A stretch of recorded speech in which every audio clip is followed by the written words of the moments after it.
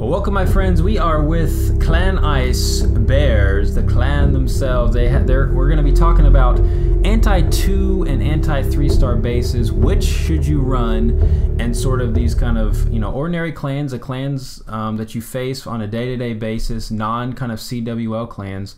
And we're here with some cool guys all across the world, all the way from New York to Australia. So, kind of take it away and just kind of give us the backstory of the debate in your clan about whether to run anti-2 or anti-3-star bases.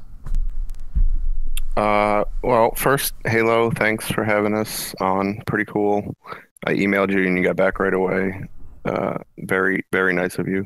So the question that we always kind of seem to come up with is, like, we're not a CWL clan. We're not, we don't have maxed heroes like 30-30s at 9 or 40-40s at 10. And we kind of always have this, and we face clans that are of the same caliber because of the way kind of random war matchmaking works. So we're not facing your clan or the Dark Looters or whoever when we do wars. Sure, yeah. So we see, and you've said it on your channel and other people have said it, if you don't know how to build a base, maybe just go to a CWL video and copy a base. And those bases technically, mostly tend to be, these like anti-3-star town hall on the outside or near the edge or something bases, because they're getting hit by strong attacks. But when we know that we're in a war where we're not going to be hit by those great attacks, some people in our clan, and we kind of always have this discussion, say, why give up the town hall? Why give up a free star? Why not just put the town hall in the middle and go for like the old school defend against the whole attack anti-2 base, basically. I'm kind of the CWL side. I do like the anti-2s. I'm a town hall 10, just for background, with a 28. Anti-3, correct? Yeah, I'm sorry, anti-3. Just for background, I don't know, I'm Tilt in Clan Ice Bears. I'm a town hall 10 with like halfway max defenses, but a 28 queen and a 25 king. And I'm usually number 2 in the war, which means I'm typically getting hit by a town hall 11. And I use the anti-3, and it kind of helps in that situation, because even the town hall 11s that hit me typically only get 2 stars. But some people in the clan who are either like our 3 or 4 spot, they're running full defense bases, and sometimes they get 3-starred, but sometimes they also hold and they get the 1-star. So the debate is kind of about that, and which is better, and what circumstances to use which kind of base in, and that's why we kind of asked you the question. G'day. I'm Ice, the leader of Clan Ice Bears. So we've got a pretty strong war group, and Tilt being number 2, watches and comes up with some cracking anti-3-star bases. But I'm of the other opinion where, being a fairly strong town hall 10, if he gives up 2 stars in a really close 10 versus 10 war, it puts a lot of pressure on the attack. And if they've got mid-level heroes, they're more than likely going to struggle against a town hall 10, in my opinion. So we've come up against wars where we've actually struggled up against some decent town hall 10 bases that have held to 1 star. But by going an anti-3, when we're coming up against the one that might have level 30 heroes or level mid-20 heroes, giving up that free town hall and then them getting 50% makes it that much harder. So I'm more of the opinion that on that prep day, we need to scout their 1 and 2, figure out how legit they are. If they've got level 40 heroes, then I think Tilt should be straight away an anti-3-star base. But if they've got level 20 heroes, I think he should be an anti-2 instead of giving up that extra important star. I think, and harken back to what I said, people copying bases. I was, obviously, when I said that statement, I was referring to, if you're facing tough clans. I think there's definitely, as y'all said, there's it varies from the clan you're facing. I think the number one thing you just said at Ice was scouting the enemy. So first of all, how many 11s do they have? If they only have, if they don't have any 11s and their Town Hall 10s are just weak, or they're not maxed out, or maybe some of their troops aren't even maxed out, then that could be a sign that, hey, maybe anti-2 is better in that situation, because 10v10, even at the upper, in the upper CWL top clans, it's super tough. So it's even going to be more hard for kind of the regular clans. I mean, there's great players in regular clans, but again, you're just kind of playing odds, so yeah, I think there's, with that, I know in the let's kind of look at the war against Hextall, and kind of let's, because this is the real world application of it. I think y'all faced a clan and you won by 1 star, y'all, on that screen. Yep. Yeah, 2 wars ago, 24-23. Can we? So was Morsi the last one to defend? I don't remember the order. Okay, well, I guess the order doesn't matter. But is it okay if we watch his base, or would he? Go for his it. only base? No, go for it. He won't care. So let's push replay on it, and then. So this is an anti-2. He's going against the anti-3. So in this circumstance, it gave you the win. Yeah. So yeah, I don't know. To me, it just depends. I would say it depends, honestly, what kind of clan you're facing. You can tell by a lot of factors, looking at their Town Hall 10s, how many 11s they're bringing in, and even their war record. I think scouting their war record. If they are have a bad record, then they're probably struggling even getting 2-star attacks. So. Yeah, I mean, I'm looking at the attack on Morrissey, though, and this kind of just came down to a wall breaker fail and the Valks going on the outside. So I'm also kind of looking at, like, well, if his wall breakers just worked, his Valks would have gone in, and this would have been a 2-star, like, for sure. Oh, yeah, I was seeing that, too. I would say this base is probably, there are better anti-2-star bases, and we can kind of get into that. But yeah, you're right. He would have definitely gotten the 2-star if he just funneled right. But that's right. I mean, 3-star base, we would have lost, because the Town Hall would have been an easy get, and then a 50% would have tied that war. Actually, not necessarily lost it, but if he did an anti-3, he would have been in. We would have had a tie. Yeah, true. Well, true, but then we're talking about that came down to the attacker, not the base. Yeah, both.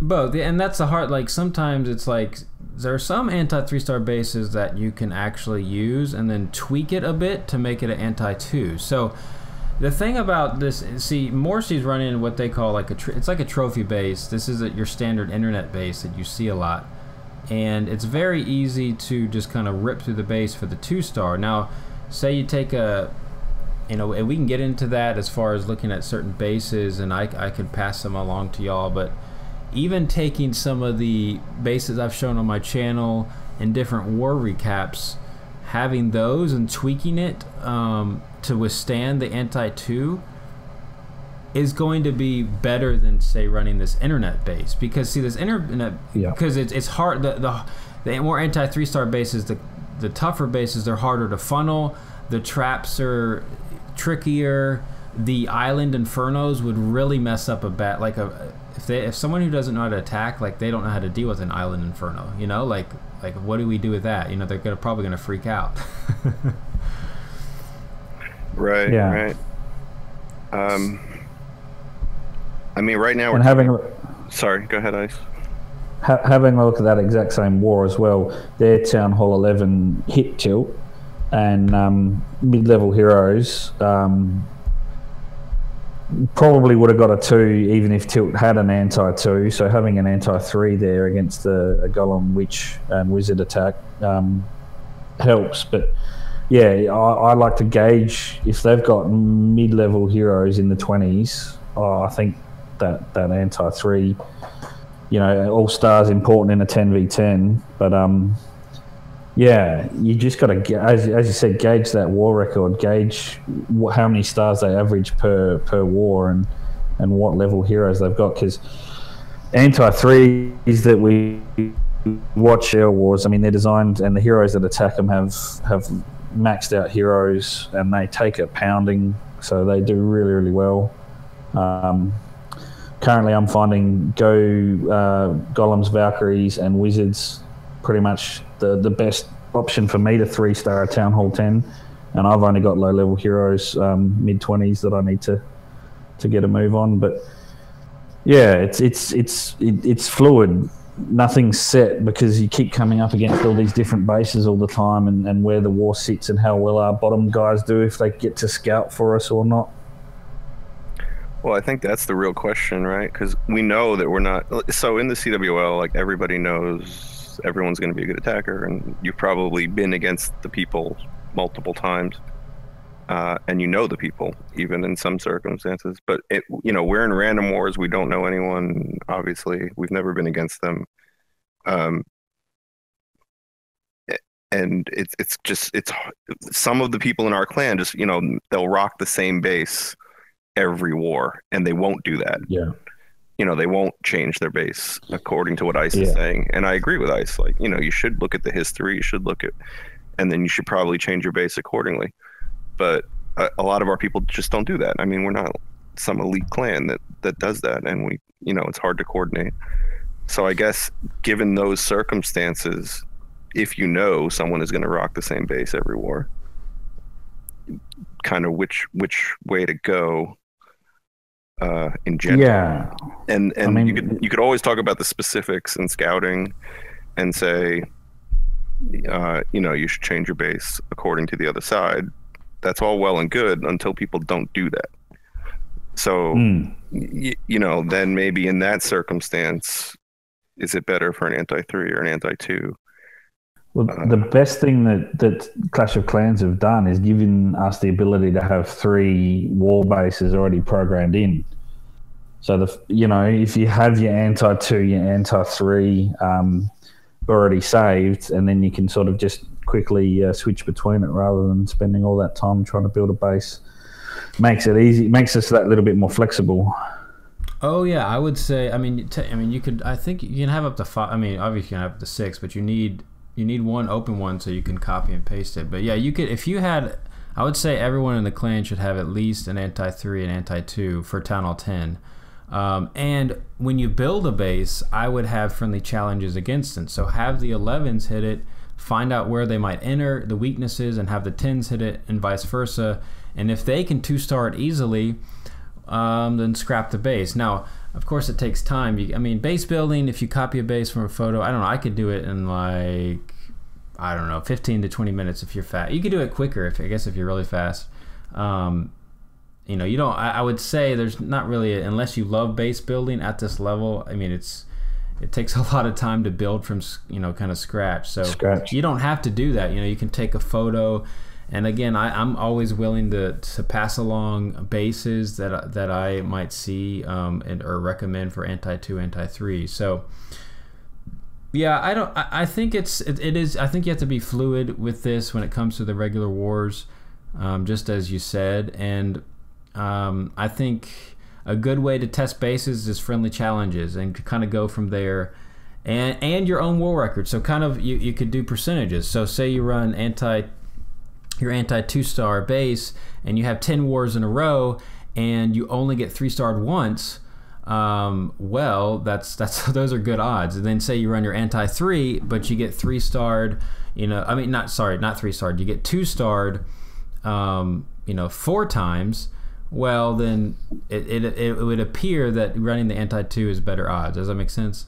If you're trying to understand the 2-stars. So, I mean, of course, you don't have to do 10 wars, but you could do like 5 and 5 and kind of, you could test it out. That is another option as well. So, yeah. I like that like idea. Everything. Go ahead. It's fluid as COC keeps upgrading certain troops and leveling attack powers and speeds of attacks with the dragons and things. Everything has to be fluid. And as certain styles change, then all of a sudden the base that was doing so well and only getting 1 star all of a sudden becomes 2 or 3 starred. You have to be willing to adjust to what goes on in the. So actually, to speak to kind of scouting the base, I'm on your current war, and I'm looking at the player profile of their number 3 attacker, and I already know what he's going to do on your base. He's going to use Valkyries on the base. If he's going to hit a 10, he is not going to 3-star any of your 10s. He's not going to do it. So the question is he going to get the 2-star? And that's the number 3. So kind of wheedling. I mean, that's, yes, it takes an extra maybe 1 minute to do that, to scout that person, but that's a good sign of they're obviously one of their 10s is definitely not going to get a 3-star. Now I'm looking at their number 2 guy, and his player profile. It's the same. He has a better chance because his heroes are higher. And he does have some of his other troops upgraded, like his loons are maxed out and hounds. So, but his war stars are really low. So I don't think he's going to 3-star as well. So that's kind of how I'd go about doing it, and play the odds. Makes sense. I like that idea. Now, what about? We've been talking about like Town Hall 10 this whole time. I mean, are your thoughts the same for the Town Hall 9 bases? Morrissey just joined. Morrissey, we're being recorded live on YouTube, mate. What's up, Morrissey? What's up, guys? You can just join. Hey, it's a free flowing. I can. Yeah, we're talking about Town Hall 9s. Yeah, we can talk about Town Hall 9s and kind of the bases to use. I know Monster, you're a Town Hall 9, right? Yeah. Yeah, we've got a number of people. So what are your thoughts on the running anti-2 or anti-3? I prefer the anti-3. It normally holds up. I actually we had a war a couple days ago, and I almost held against a Town Hall 10. It came down to the time is what it actually came down to, and I almost held off, but he got through the base with seconds to spare. Yeah. Have y'all seen? Go ahead, Ice. Go ahead. With Town Hall 9s, I mean, if you're coming up against a legit clan, whether it's a 10 by 10 war, most Town Hall 9s will go down. Now, an anti-3 can chew up attacks even better. But yeah, you definitely, there's no point in worrying about an anti-2 on a Town Hall 9. But a good hard trap base that can chew up attacks is definitely what you want. Because sooner or later, a Town Hall 10 is going to hit it. Oh, exactly. Yeah, I 100% agree. For even if you face bad clans, bad clans, I would still run the anti-3 because. If you can hold off on, say, a dip, that would be huge. I've looking past and kind of your past wars, and a number of the 9s never get 3-starred, but it's still better to run anti-3-star bases, in my opinion. At least for Town Hall 9, I would say 100% of the time I would run an anti-3. In this current war that we're in as well, our guys have smashed 3-starred pretty much every attack except for one of their bases. So if Morrissey dips down and hits 6, then we've got King that can scout up with 2 attacks and Kelly Irish that can scout up with and a lot down the bottom as well. So before we even hit their last Town Hall 10, 2 Town Hall 10s in the Town Hall 11, we should be able to know exactly what's in their clan castles and everything, because they haven't really set up great anti-3 Town Hall 9s. Monster did a really good attack on their 4.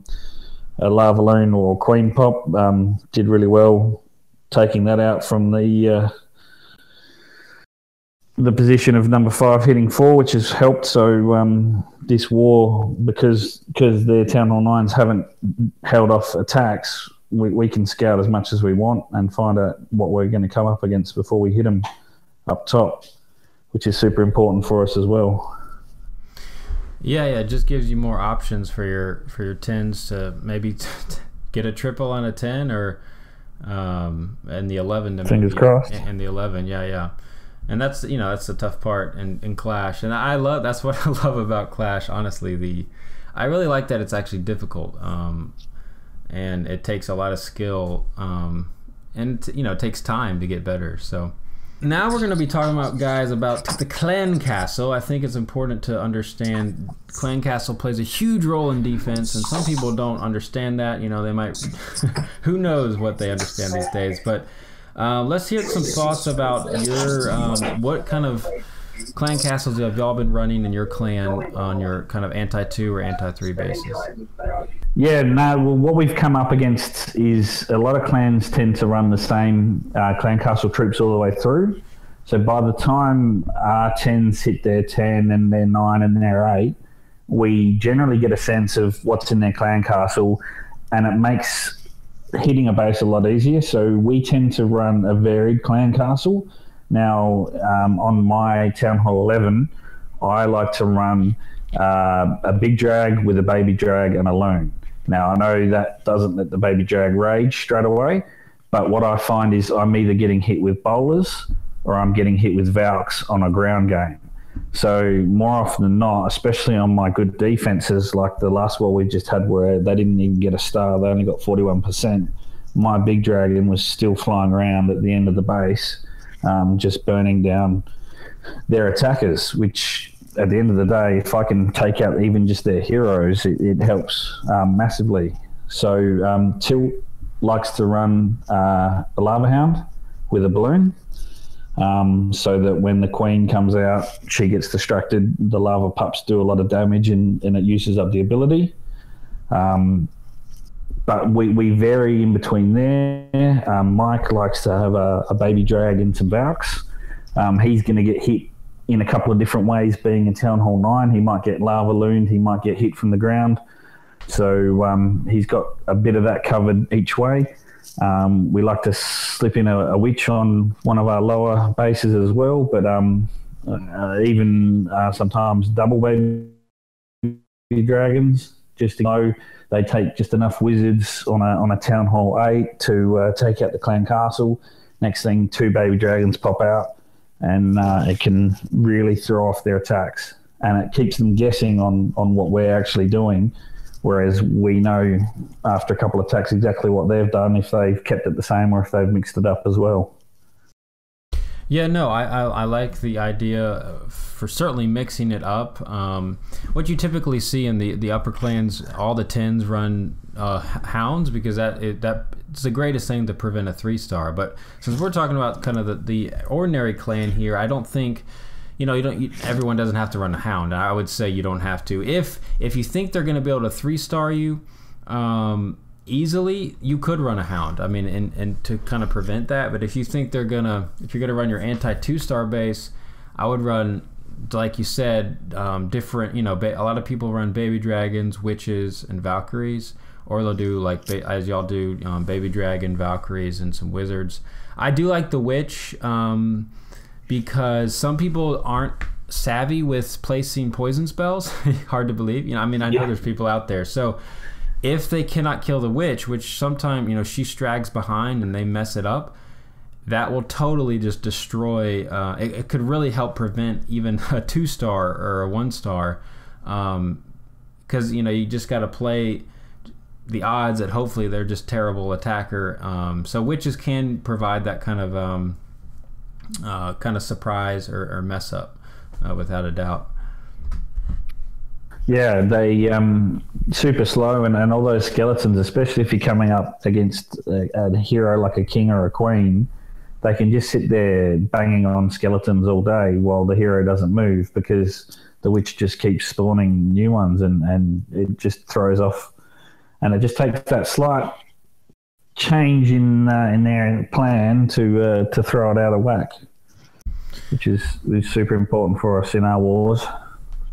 Yeah, and not too many people run dragons, but if they are going to be running dragons, witches actually they're a great anti-dragon, because the dragons go to the skeletons, and a lot of times people don't realize that they can pull the skeletons away with like an archer, but most people don't bring that to do that. So just in case you didn't know out there, dragons do struggle against the witches. But yeah, I think Town Hall 9 as well is, I think running multiple things. We've run things from hounds to, of course, baby dragon, witches, valkyries.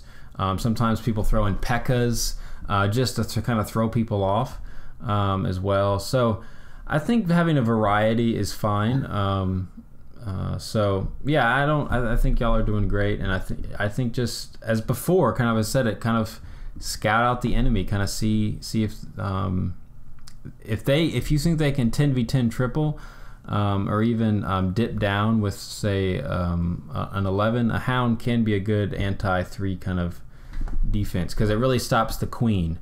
And I think most kind of new regular players in the game, they push everything together. I've watched a lot of replays, like they'll put the queen, the king, and everything all at once together, and so if a hound comes out, the queen becomes pretty much useless because she gets stuck on the hound, and that's kind of why you have a hound in the CC, if people were wondering. Makes her shoot away and not move anywhere for ages. They're such a strong tank. Yeah, now, without a doubt. With some of our attacking, we've had a variety of spell options used against the CC troops. Do you have a suggestion on what's better? I mean, some guys are using a double poison. I found with my Go Viz attacks that I'm actually more than happy to freeze whatever's coming out when I'm hitting the Town Hall 11 or the Town Hall 10s.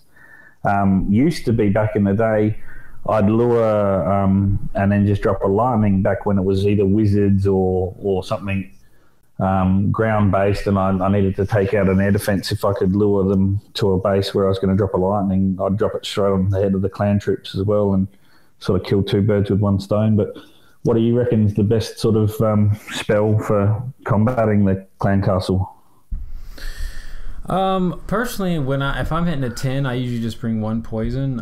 If you place the poison correctly, you'll be able to kill the CC. And the extra spell I would use if you're gonna bring, because usually at this meta in the game, air is really strong to get the 3-star, so I bring an extra haste.